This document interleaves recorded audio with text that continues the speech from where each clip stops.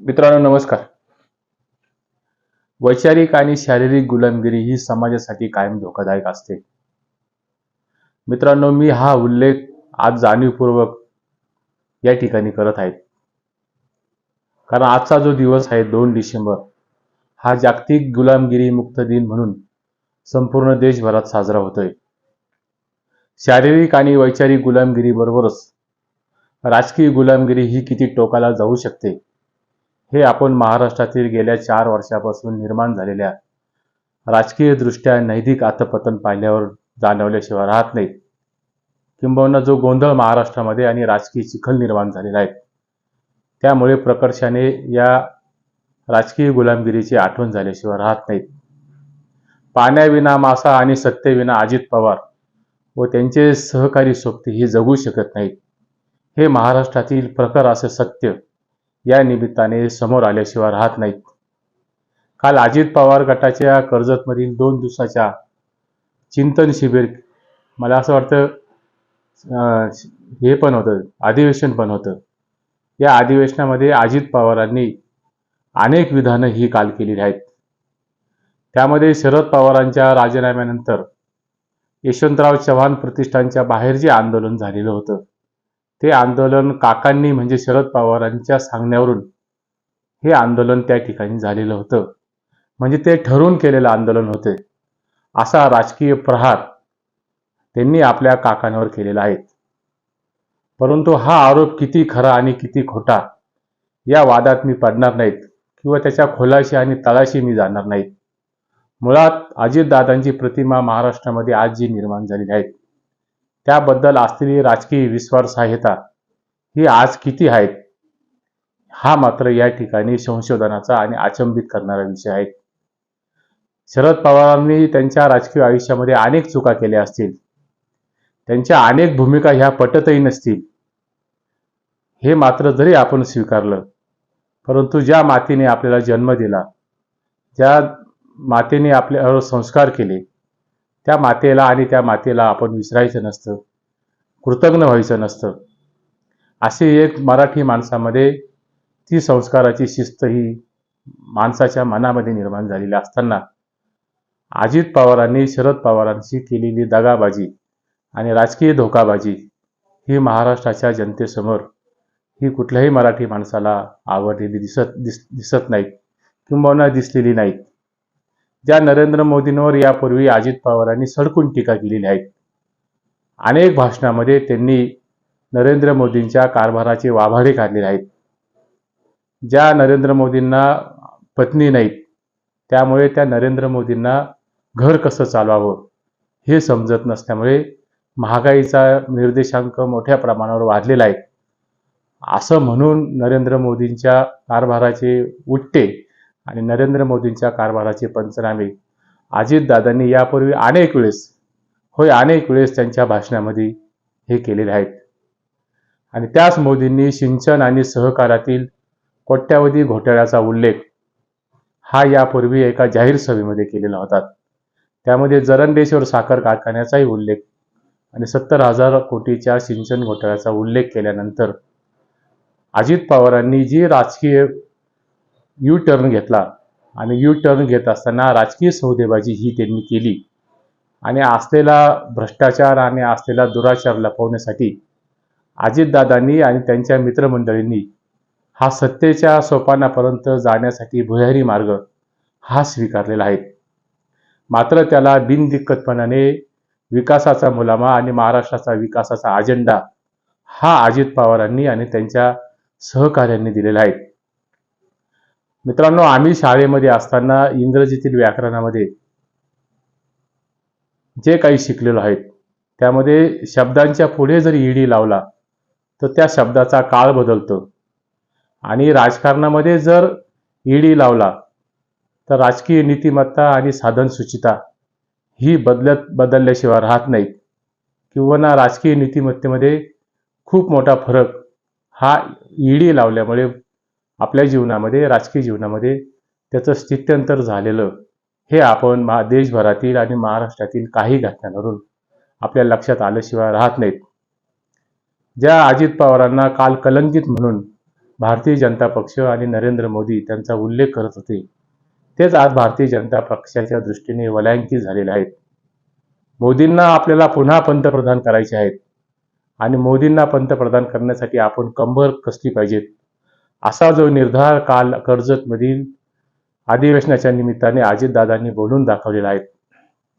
दादा जर पुन्हा नरेंद्र मोदींना पंतप्रधान करण्याचा निर्धार करत असेल तर मित्रांनो हरकत नाहीत, पण एक गोष्ट मात्र, एक प्रश्नांकित प्रश्न या ठिकाणी निर्माण होतो. नरेंद्र मोदींना पंतप्रधान करण्यापूर्वी दादांची एवढी महाराष्ट्रामध्ये चलती आहेत का? दादांचा पाठीमागं एवढा जनाधार आहेत का? दादांच्या पाठीमागं एवढी लोकप्रियता आणि जनभावना ह्या आहेत का? या प्रश्नाचं उत्तर शोधण्यासाठी आपल्याला काही काळ थांबावं लागेल. परंतु आज जर त्याचं उत्तर शोधलं तर माझ्या माहितीप्रमाणे त्या प्रश्नाचं उत्तर हे निराशाजनक येतं. जर दादांची एवढी चलती आणि एवढी लोकप्रियता महाराष्ट्रामध्ये जर असती तर दादांचा मुलगा पार्थ पवार हा जो मावळमध्ये लोकसभेच्या निवडणुकीला उभा होता, त्या मावळच्या लोकसभेच्या निवडणुकीमध्ये कोट्यावधी रुपये आणि पैशांचा महापूर त्या लोकसभा मतदारसंघामध्ये अजित पवारांनी केलेला असताना देखील 2.5 लाखांच्या तब्बल एवढ्या मोठ्या फरकाने हा पार्थ पवारचा पराभव झाला नसता. मित्रांनो, पार्थ पवारचा हा पराभव झालेला नाही. अजित पवारांच्या तोंडाळ अशा बोलण्यानी आणि बोलघेवड्यापणाने मावळमधील मतदारांनी अजित पवारांना हा धडा शिकवलेला आहे. त्याच अजित पवारांना पंढरपूरमधील पोटनिवडणुकीच्या विधानसभेच्या निवडणुकीमध्ये हा अजित पवारांच्या बोलघेवड्यापणामुळे आणि उन्मत्त अशा बोलण्यामुळे पंढरपूरची जागा ही देखील त्यावेळेस राष्ट्रवादी काँग्रेस पक्ष एकत्र असताना ही गमावलेली आहेत. मित्रांनो, दादांनी कितीही डरकाळ्या फोडल्या आणि कितीही वल्गना केल्या आणि कितीही गमजा केल्या तर महाराष्ट्रातील जनता ही शून्य आहेत. आणि दादांच्या ज्या वल्गना आणि डरकाळ्या आहेत ते पाहिल्यावर एक गोष्ट मात्र प्रकर्षाने जाणवल्याशिवाय राहत नाहीत. जो बाडगा असतो तो बाडगा हा नेहमी अधिक जोमाने आणि अधिक मोठ्याने हा बांग देत असतो. हे एव्हाना महाराष्ट्रातील शून्य जनतेला आणि महाराष्ट्रातील मतदारांना हे माहीत झालेलं आहे. मला काल त्या अजितदादांच्या भाषणामध्ये एक बाब मात्र निश्चितपणाने हास्यास्पद वाटली. दादा काल आपल्या भाषणामध्ये म्हणाले की अनिल देशमुखांवर भाजपने सभागृहात व सभागृहाबाहेर अनेक ॲलिगेशन केलेले आहेत, अनेक आरोप केलेले आहेत. त्यामुळे अनिल देशमुख हे आमच्याकडे येण्यास तयार होते, परंतु त्यांना मंत्रिपद देण्यासाठी भारतीय जनता पक्षाच्या हायकमांडने विरोध केलेला होता. जर अनिल देशमुखांना भारतीय जनता पक्षाच्या सरकारमध्ये घेतलं तर महाराष्ट्रामध्ये एक वेगळा मेसेज जाईल आणि एक वेगळी संकेत जाईल. त्यातून भारतीय जनता पक्षाची प्रतिमा ही कलंकित होईल. हे जे विधान अजितदादांनी केलेले आहेत हे विधान मुळात हास्यास्पद आहेत. हे विधान अजितदादांच्या बुद्धीची कीव करणारे आहेत.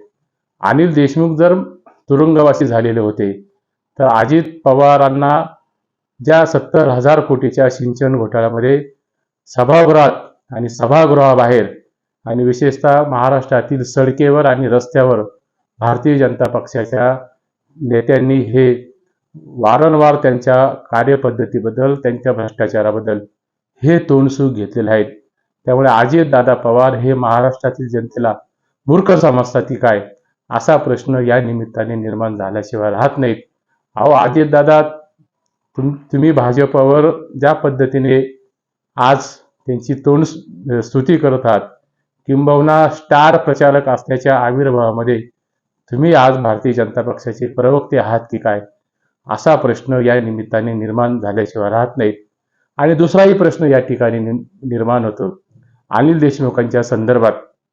ज्या अनिल देशमुखांना भारतीय जनता पक्षाने भ्रष्टाचाराच्या आरोपाखाली आणि तुरुंगवासी असल्यामुळे त्यांना सरकार पक्षामध्ये घेता येणार नाही, असं जे काल तुम्ही कर्जतमध्ये म्हणाले, त्यावरून दुसरी एक गोष्ट या ठिकाणी समोर येते की ज्या भुजबळ साहेबांना तुम्ही मंत्रिमंडळात घेतलेले आहेत ते भुजबळ साहेब 26 महिने हे तुरुंगात खितपत पडलेले होते.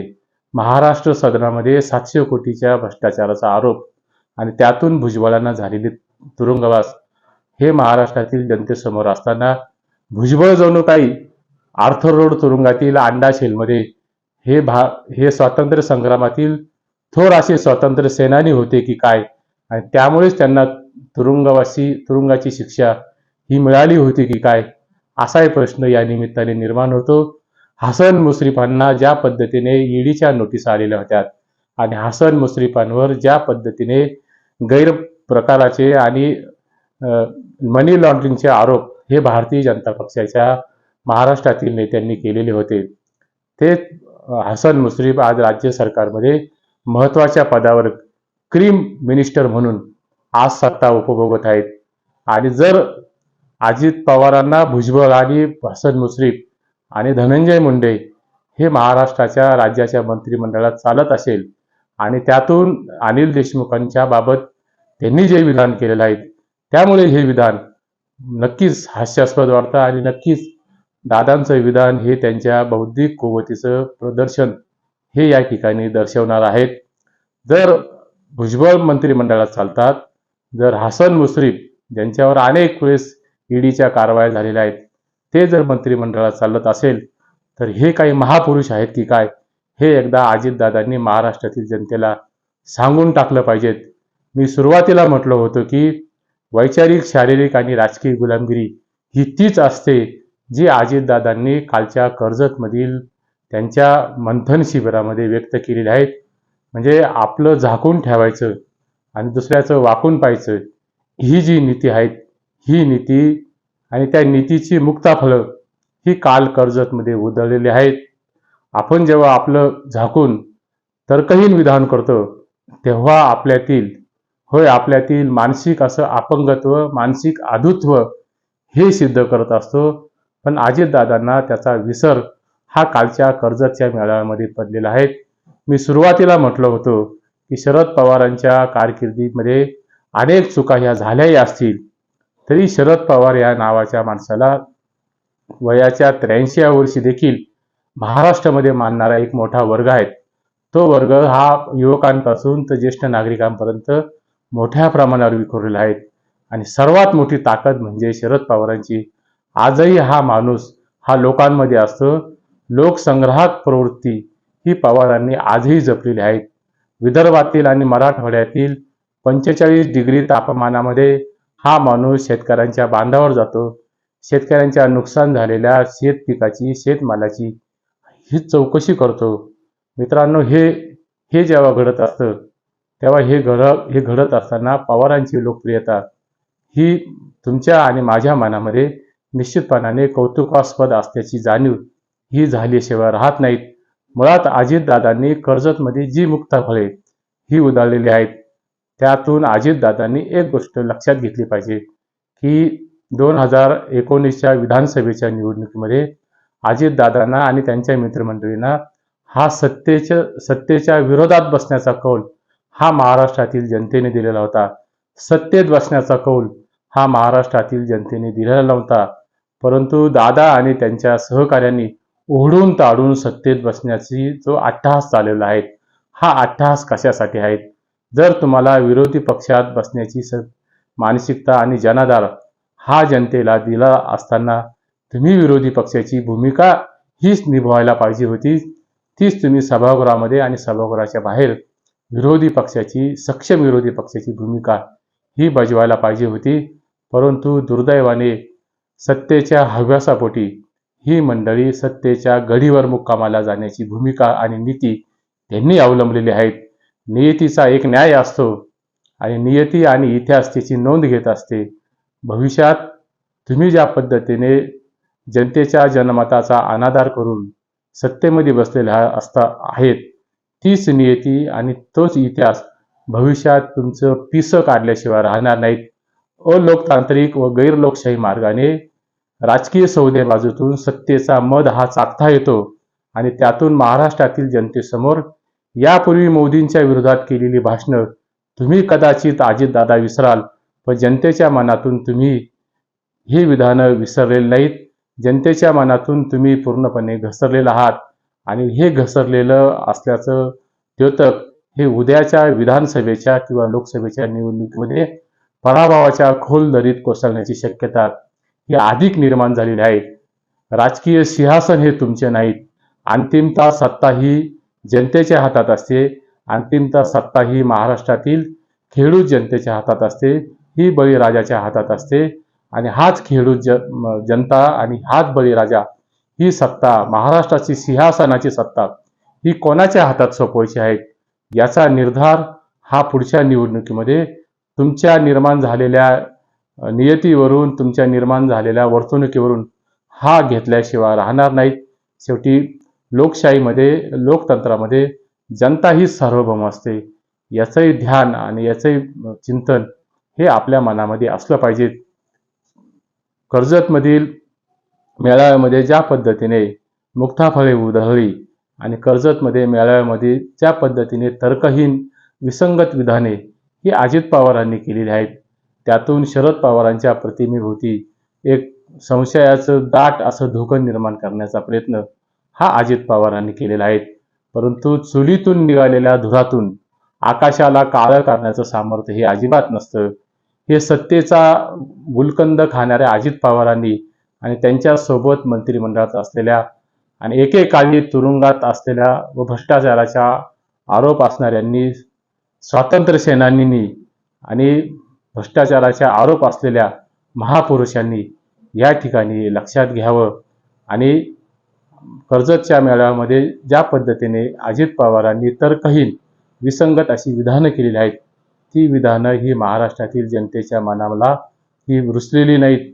त्यातून महाराष्ट्रातील जनतेच्या मनामध्ये जी भावना निर्माण झालेली आहेत, ती भावना अजित पवारांच्या आणि त्यांच्या असलेल्या सोबतींबद्दल ही नकारात्मक भावना ही निर्माण झालेली आहेत. सत्तेचा गुलकंद चघळत असताना आपल्याच पित्या समान असलेल्या काकांवर आणि आपल्या भगिनीवर आणि ज्या पक्षाने आपल्याला जन्म दिला, ज्या पक्षाने आपल्याला घडवलं, ज्या पक्षाने आपल्याला मोठे केलं, त्या पक्षाशी प्रतारणा करण्याची अजित पवारांची आणि त्यांच्या सहकाऱ्यांची ही जी सवय आहे, ही सवय त्यांच्या असलेल्या राजकीय कृतज्ञपणाची सवय आहे. त्या कृतज्ञपणाच्याच आणि असूयतेतून निर्माण झालेली जी नीती आहे, जी राजकीय नीती आहे, ती उद्याच्या विधानसभेच्या निवडणुकीच्या निमित्ताने आणि लोकसभेच्या निवडणुकीच्या निमित्ताने ती नियती तुम्हाला कदाचित पराभवाकडे फरफटत नेल्याशिवाय राहणार आहे किंवा नाही हे येणारा काळ सांगेल. तुर्तास येथेच थांबतो. व्हिडिओ आवडला असेल तर व्हिडिओला लाईक करा, सबस्क्राईब करा, मित्रपरिचितांना पुढे पाठवा. धन्यवाद.